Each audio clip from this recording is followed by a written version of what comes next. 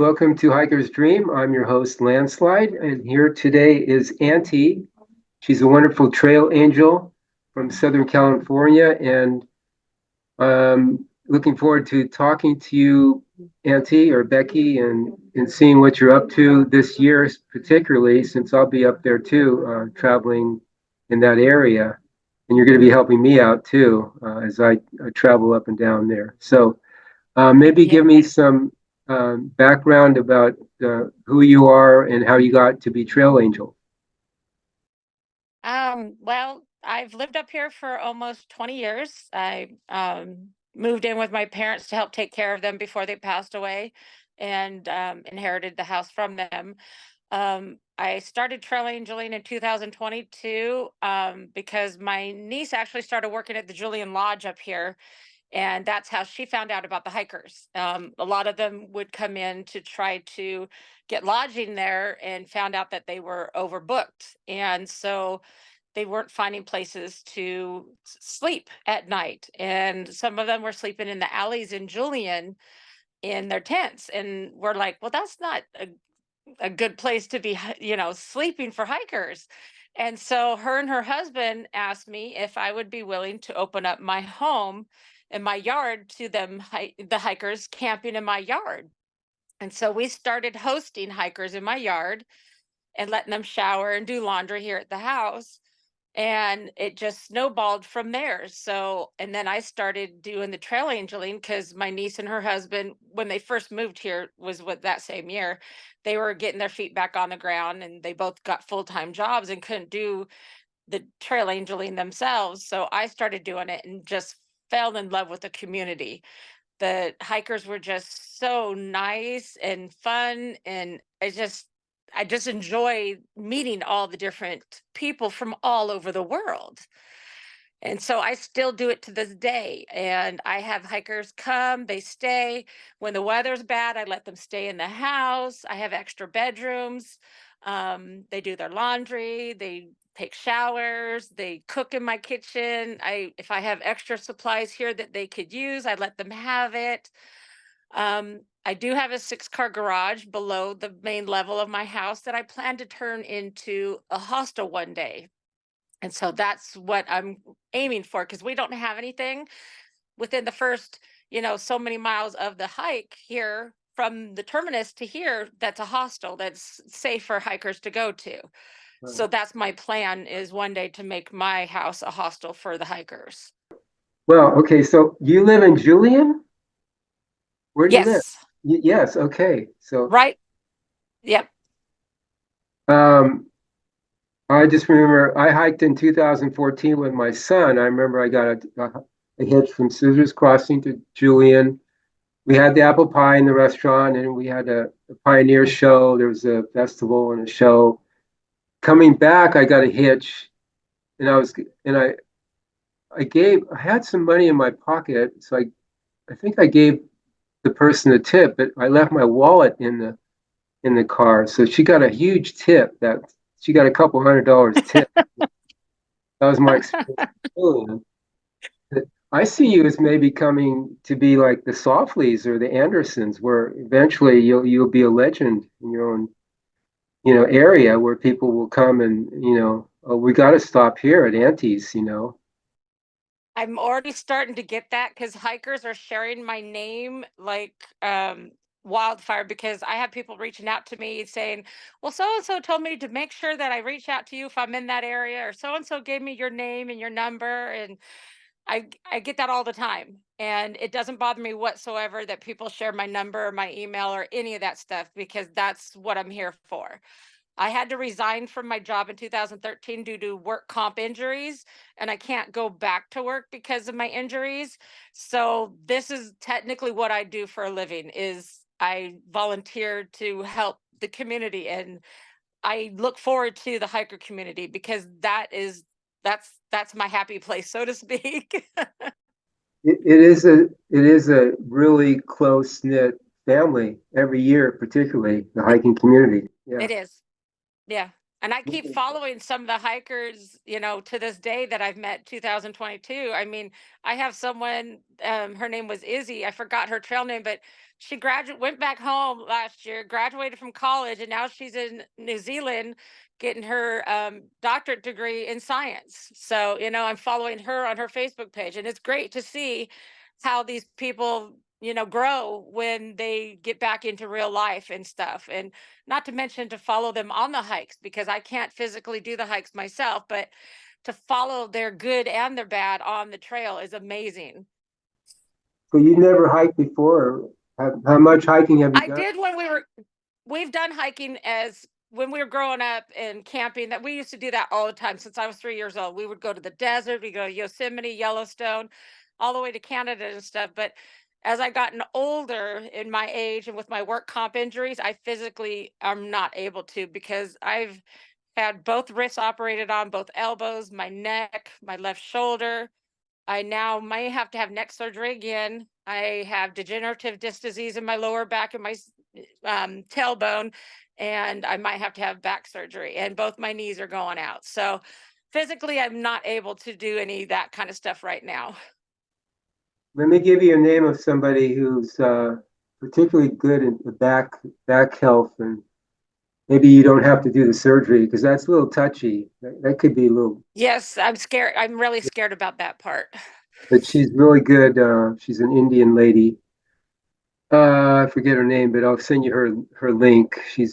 I've had classes with her. She deals with Mhm. posture, how to sleep, how to sit, how to walk, and how to Mhm. love yourself, and some yoga exercises, and to avoid the surgery because that's pretty invasive. That'd be that'd Yeah, be great. Yeah, because I'm already bone on bone. It's the yeah. where the lumbar spine meets the sacral spine is bone on bone already. That's one of the most painful parts of the body. I understand that in Yeah. childbirth. I hear. You have kids too? Don't know about childbirth, but yeah, I could Okay. imagine. Yeah, okay. Uh, so you've been doing this 2 years now, in Yeah, 2022. this will be going on 3 because I started in 22. So this will be my 3rd year this year. And is your niece still involved with the hostel there, or are you going to be? No, she lives here. Her husband and their 9-year-old son live here with me, but Okay. they have full-time jobs now, so they can't. I mean, they're here, but they don't do any of the work that I do. Mhm, mhm. Okay, so who are you following this year? Is there a vlog or a blog that and how many hikers have come through so far this Oh year? gosh, um I've helped a couple of section hikers already this year, that are coming and doing sections. One most recently, he's started at the terminus and ended. He's actually still on the hike right now, heading towards Ottawa right now, and he's going to skip over San Jacinto because of the snow. Then I have another guy this weekend I'm going to be picking up from the airport and dropping off at the terminus, and he's going to start doing the first 100 miles. I don't know where he's going to go from there, but I have, I already have a half a page of hikers that have already reached out to me this year, starting um, like from March all the way to April, something that have already reserved me for picking them up and transporting them from place to place. I hope we're still good for April 1st. Yes, you're one of the ones on the list. Right, right. I'm making sure I don't overbook myself for days, so I've been writing them down this time. Now I know the Softleys, and I think the Andersons too, they didn't take any donations. I don't know how do you work, how are you compensated, or do you care about that? I just tell people I take donations if you're willing, and if not, it does not matter. And I don't even say anything when I pick people up. If they offer, then I just say, you know what? It's whatever you feel you want to donate. If not, I don't, it doesn't bother me, because sometimes people give, some people don't. Some people give more than they need to, some people don't. It's not a big deal to me. I don't even look at what they give me. If they do give me, I just stick it in my pocket and move on my day. I don't even care what it is. I bet So, some that people works are out. nice. I bet that Huh? works. That probably works out for you, doesn't it? Kind of. It does, because it puts a little more gas in the tank so I can help more people later on. And I can actually use it for further distance. Like my first year, I had a couple, they wanted to skip the whole desert and mountain ranges because she injured her ankle. I took them all the way to Big Bear from here, and that one way is 3 hours.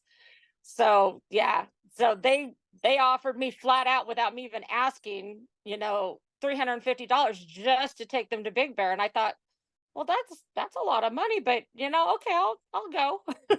Yeah, sure, sure, sure. So yeah, I know a lot of hikers need to go from place to place, and they want to skip from place to place. And I said, as long as, I can get gas to go a certain distance, I'll take you wherever you need to go. I've gone to Banning several times. I've gone to Ottawa several times. I've gone to Palm Springs. As long as, I, have the funds to go that far, I'll go that far. I know a lot of trail angels can't do that because a lot of them still have jobs, but I don't. So I have that ability to be able to go and do that, and take the hikers where they need to be so they don't have to worry about, am I going to be able to skip over and get to where I need to go? And so I've been doing that a lot lately.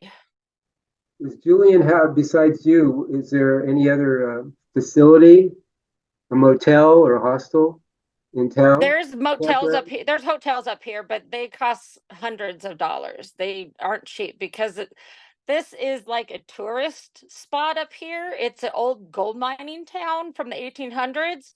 And that's the lure that they get people into town with the pie and the meals and stuff. So it is pricey to stay here.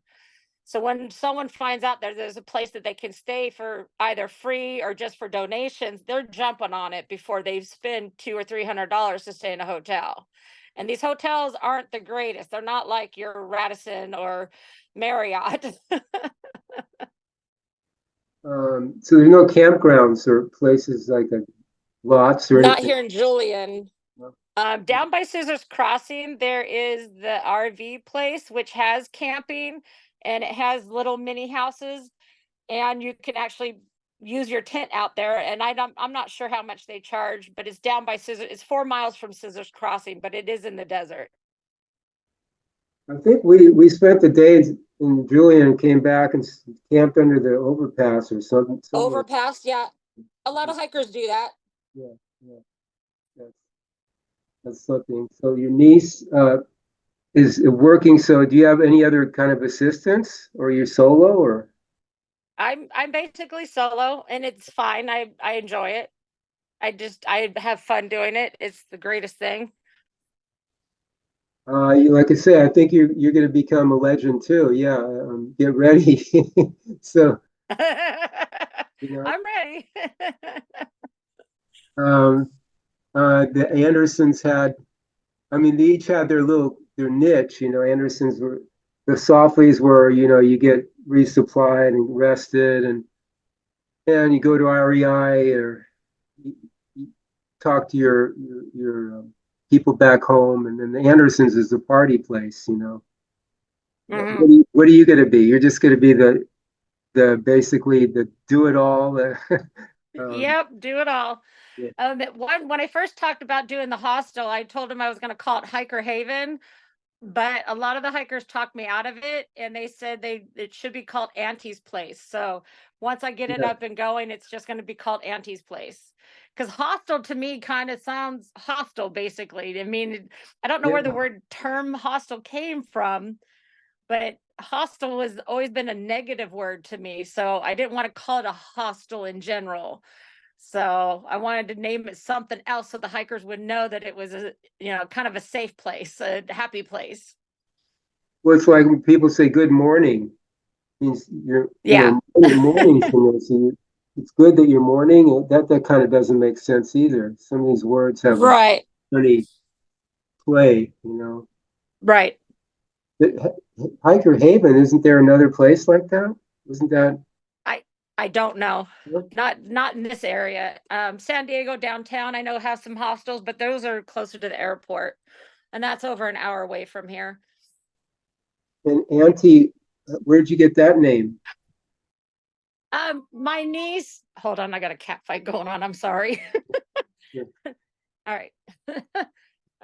Uh, I have three nieces, and when my youngest niece was born, my older niece was like 8 or 10 or something, and they would have this little argument. The little one, she was just a toddler. She would say, "No, she's my auntie." And the other one said, "No, she's my auntie." Well, the toddler didn't understand I could be an auntie to more than one person. And so she would always fight with her about, who was my auntie and who wasn't my auntie. And so I had a license plate put on my forerunner that says my auntie. And my first forerunner, well, actually, it was on my Ford, and then I got rid of it, and then I got a forerunner. So I said my auntie two, and then my new truck that I have now says my auntie three. So named my trucks and numbered them. So whenever I was picking up the hikers, they would ask me the same thing you asked me, why it says my auntie. So the hikers gave me that name because it's on my plate. So it'd be easy to identify who I was by my license plate on my vehicle. So they would know that I was a trail angel by my plate. Cool, cool. Yeah. Yeah. Um, are you think you're going to do any if your back straightens out, you're going to do any hiking or any section I will hiking? try to do I will try to do some of the hiking when if my back, I just had an MRI last week. I'm waiting for the results to see what they're going to do going forward. If my back gets better and my knees can handle it, I would probably do some of the trail. I did hike from at one point Cleef to the terminus just so I could say I actually touched the terminus and got a picture taken by the terminus, the southern one, because I'll probably never see the northern one ever, but you never know. So at least I know that I've seen the southern terminus and got to touch it and got a picture with it. Yeah, very good, very good. Yeah, it's be good to kind of get the feel of what the hikers are going through too. I mean, not that you Yeah, have to, but it's kind of cool that you can have something to talk about and relate to with them. right. What did you do before? What kind of work were you in? Before I had to resign, I was with this Department of Social Security Disability. Okay. I was with them for almost 9.5 years. And then before that, I was with the Department of Motor Vehicles for almost 10 years. And both jobs were department with the state of California. So basically, I was with the state of California for almost 20 years. Okay. There's probably some benefits from that. Help keep you going. Kind of, yeah, a little bit, yeah. Yeah, I'm on Social Security. I was on the hike. I was 64 when I went out with my son, and I hadn't applied for Social Security, and I met these two guys that were on Social Security, and they were getting their checks, helping to fund the hike. And they said, "Why don't you apply?" So I applied, and by the time I got back, I got my first check. So yeah, it was Oh, kind of that's cool. I nice. didn't even think about that, but now I'm on Social Security. I'm 74, and we're down here in Baja doing environmental projects. So Oh, wow. that's why I say I'll meet you at Tecate, and then you don't have to cross the border. We can just I can cross and meet you on the U.S. side. Oh, You know. that's fine. But yeah, it's we had a little rain today, but how's the weather? Snow, rain? What's weather like there, We're Julie? not going to get any snow. They said it would be at 6,000 feet, which is Palomar Mountain, which is like one of the highest peaks up here. We're only at like 3,500, 3,600 here. Julian, the town of Julian is at 4,000, but it's been raining kind of like drizzly all morning, but then it started raining late this afternoon. So it's been constant because it's an atmospheric river, they said. We can get up to an inch and a half of rain from this particular rain and through tomorrow evening.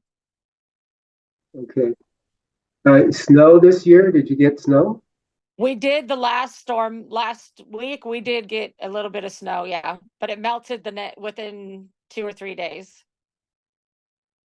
And I'm curious just about the gold. Are still gold up there anywhere around the area? There's the mines still have it, but it's you would have to mine for years to get enough to make it worth your while because it's mostly in flakes now. There's no big chunks or anything, but they still do tours and stuff through those mines and stuff. My friend and I went up to, well, he had been up to outside of Anchorage, Alaska in the 80s. and it's like you say, you could just pick up nuggets along the creek. So we thought we'd go back. This is about 4 or 5 years ago, and then same place, but then it was all mined out. We got a vial full of gold dust. It was about $1,000 worth for 2 weeks Oh, work, wow. but it was kind of Nice. fun. But yeah, we were expecting more. We were expecting maybe 1,000 a day, but it was just for 2 weeks. But it was just fun Yeah. experience anyway. So that's why I asked if there's any panning or anybody still doing that. Are there creeks? They do it for the tourists, but there's no one doing it actively for income or anything. No. Okay, yeah, yeah. And before I asked about it, the through hikers, have you met many through hikers? I haven't had any through hikers as of yet, but I have one guy that is coming. I have my calendar. Let's see, my first through hiker I'm showing so far isn't until March 14th. And who is that? Does it say? It's actually a female. Her name is Carmen, and she's coming with her son. I don't know how old she is. Actually, she might not be a through hiker. She is going from Warner Springs. I'm picking her up and dropping her off at Scissors. So she's going from Scissors, and it doesn't say where from. So let's see. Oh, you know what? I do have a through hiker on March 15th. It's a Tammy, and she's got two people with her. I'm picking them up at the airport and hosting them, and then I'm taking them down to the terminus the next morning. So they're coming from the airport, they're coming in at night, then they're going to stay here overnight, and then I'm taking them down to the terminus the next morning. So yeah, that's my first one is March 15th for the season for a through hike. And then it's like a bunch. I have a bunch in April starting for sure. My last interview was Jim Hagan or Legend. He said he's starting Oh yeah, March yeah, 4th. March.